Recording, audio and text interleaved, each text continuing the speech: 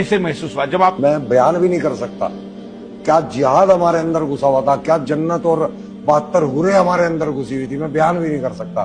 वो अब relax feel होता है, बहुत अच्छा लगता है। Wake up to reality. ए पैगंबर, इनको बकने दो, ये क़यामत के दिन अपने अमाल के पूरे बोझ भी उठाएंगे और जिनको ये बेतहकीक गुमराह करते हैं उनके बोझ भी उठाएंगे। सुन रखो कि जो बोझ ये उठा रहे हैं बुरे हैं।